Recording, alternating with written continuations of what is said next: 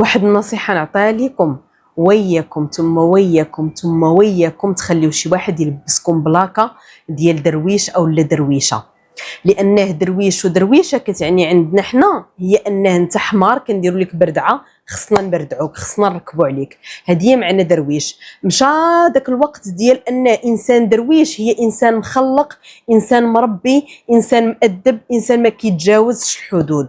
انسان درويش انت متاح وانت مستباح، هكا ولاو كيشوفوا الاغلبيه. فهاد الدرويش للاسف الشديد في الاعراف ديالنا اللي ولات كتعني كل شيء الا الحاجه اللي خصها تعنيها. درويش انا اللي قلتي لي واحد الانسانه درويشه غنقول لك هي انسانه مؤدبه، انسانه مخلقه، انسانه ما كتجاوزش الحدود، انسانه تعرف ما لها وما عليها، انسانه واعيه. نفس الشيء كينطبق على الذكر والانثى، نفس الشيء. حنا عندنا ولات هاد الدرويش كتعني كل شيء الا هاد الاشياء اللي قلت. كتعني انه درويش انسان ما يقولش لا، سواء مضرور سواء ما عرفت شنو، المهم ما خصوش يقول لا. انسان وقت اللي احتاجيته خاصني نلقاه. انسان نقدر نستهزئ به، نقدر نستخف به قدام الناس وعادي ما يدويش لانه درويش. نعطيكم واحد المثال بسيط. ملي كنت ديك الساعه في المغرب كانت المناقشه ديال مسوده القانون الجنائي والمسطره الجنائيه، وتم الدعوه ديالي باش نحضر في المناقشه هذه في البرلمان، باش نحضر يعني واحد الندوه داخل البرلمان او واحد اليوم مفتوح داخل البرلمان. فعلا مشيت حضرت، داز نهار زوين. كنت راجعه كنتلاقى بواحد السيده من العائله عندنا، واحد السيده جاره. وقفت السلام عليكم. هذيك الجاره شافتني اول مره غادي تشوفني لابسه الكلاس، بيان سور راه لكل مقام مقال. انا ذاك النهار لان غدا البرلمان وغادي يكونوا مجموعه من الناس من ضمنهم وزير العدل ديك الساعه كان مصطفى الرميد على ايين، فعلى الاكيد هذيك البلاصه هي خصها اللبس الخاص بها. فغدا لابسه الكلاس، هذه عمرها ما شافتني لابسه الكلاس ياك، اول مره غادي تشوفني بحال هكاك شافتني قالت لي ما شاء الله تبارك الرحمن حنا جيتي زوينه وجيتيني مبدله اليوم. وكاينه معاه واحد السيده من العائله، يعني شوفوا هاد الجاره هادي شنو قالت واللي من العائله شنو قالت. هذيك اللي من العائله كان الجواب ديالها، ولو ان هي راه ما وجهت لها حتى حاجه، المرات توجهت ليا قالت لي اول مره غنشوفك بحال هكا ما شاء الله انيقه زوينه كذا. اغلب الوقت كتشوفني غير في الدار هازه البيسي ما ولا خارجه يعني الخروج العادي لابسه جلابتي ولا هذا.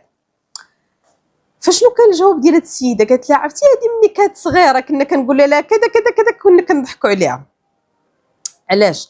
لانني ملي كنت صغيره كان كاع العيله المجموعين فيا، كانت فيا الحساسيه اول حاجه، وكانت عندي البروده في الدم لدرجه ان واحد الوقيته كان جات ما كنقدرش نتحكم في الاصابع ديال ايديا. الخبز هو الاخر اللي بغيت نقطعو كتقطعوا ليا ماما وتحطوا ليا. الصدفه ديال السروال خص ماما هي اللي تسدها ليا. وشوفوا دابا هاد السيده هذه جاره ما كتعرفنا ما كنعرفوها، علقات غير عجبتها. واصلا هاد الجاره انا عزيزه عليها فيما كتجلس مجمع معايا، وانسانه ما شاء الله قاريه وواعيه وعايشه اصلا برات المغرب، كتجي غير في الصيف لدارها. وشوفوا هاد السيده من العائله هذيك فين كتدوي والاخرى فين كتدوي. فانا ما كنتش من العاكزين، رديت عليها قلت لها انا الحمد لله هاني كبرت وداك الشيء مشى. ديال الصغر عادي اي واحد ممكن يدوزو، العكس ديال بنتك راه دوزات داك الشيء في الصغر ومازال اليومنا هذا حنا راه بنتها كنضحكوا عليها وكنقول لها كذا كذا. ما عجبهاش الحال صافي. تا هذيك الجاره بقات كتشوف، والجاره ردات على هذيك السيده اللي من العائله قالت لها ما شاء الله حنان انا بعدا اعتبرها قدوه، نتمنى ان بنتي تكون في حالها، انسانه كتعرف كيفاش تهضر، انسانه كذا، انسانه هي كتدوي بجي والاخرى كترجعها للصغر ديالي انا كيفاش كنت. فمني انا رديت على ديك السيده من العائله بحال هكا قالت لي هاي هذه حنان الدريويشه حتى هي تحلى الفم ولات كتهضر. يعني درويشه هي انني نضحك فيك الناس وما تدويش، درويشه هي انني نصغر بك قدام الناس وما تدويش. وهذه راه قاعده ولا واخدينها بزاف ديال الناس. فمني رديت عليها بالمثل ما عجبهاش الحال، وحتى مني دخلنا عطيتها واحد جوج كلمات قاصحين. قلت لها شوفي راه غير حشمت وراعيت قدام هاد السيده هذه، اما كان غادي يكون الجواب اكثر من ذلك غادي نصغر بك لواحد الدرجه، نبقى نقزم فيك نقزم فيك نقزم فيك حتى ما غتبقاش تباني. قالت لي لا خديتي الموضوع بشخصيه، خديتي هذا انا قلتها بعفويه. قلت لها انا كنت قلت لها علاش وي غندوي بعفويه، دابا هي هادشي كامل اللي داز سماتو عفويه. قلت لها انا كنت غادي نبدا شوي نبدا نبرول بعفويه، فالتزمي الحدود ديالك سينو مره اخرى. قلت لها راه ما غاديش نلزم الحدود ديالي، قلت لها وانا الا جلست تجاوزت الحدود لساني صليط. فهذيك الانسانه الدرويشه هذيك ماتت. وشوفوا هذه الدرويشه عندها هي انني نتجاوز معك الحدود، هي انني نغلط فيك، هي انني نضحك فيك الناس، هي ان ملي نكونوا حنا جالسين في مجمع وعرفتوا دوك ملي كتكونوا جالسين في شي مجمع وكتجي ديك لحظه السكوت حتى واحد ما يبقى عنده ما يدير ولا يقول، كينوضوا يشدوا في شي واحد بحال هكا، هي درويش كيشدوا في هذاك الدرويش. فعمركم تخليو شي واحد يلبسكم هاد بلاك الدرويش كيف ما بغى يكون، صديق، قريب لك، اي واحد اي واحد اللي كيحترمك احترمه، اللي كيقدرك قدره، اللي كينقص منك نقص منه من السليله ديالو ككل.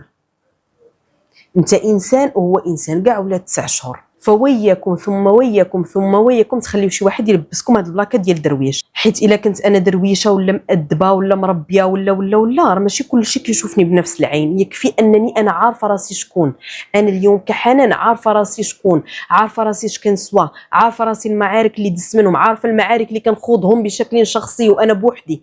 فما نحتاجش انني نبرر الناس. وصلت لواحد المرحله تجي عندي مثلا تقول لي شي حاجه نقول لك لا وما نبررش لك، ما نحتاج نقول لك لا كذا، نبرر الناس اللي عزازين عليا، الناس اللي قرابين ليا. وكاين بزاف الناس يعني اصلا اللي كيبغيوك هذا ما ينتظروش منك انك تبدا تبرر، لان كاينين شي حوايج باينين. فصافي الا كنت غادي نبقى نبرر لك وعارفه ما علاش غادي نبرر لك اصلا. نرجعوا للنقطه الاساسيه، تكون مؤدب وتكون مخلق وتكون مربي ماشي كتعني انك انسان متاح وانك انسان مستباح. الا كانوا غادي يركبوك هاد البلاكه ديال حكا انسان درويش غير باش تكون عندهم مباح ومستباح، كون سيدي قبيح، كون كتجبد من العينين من الاخر.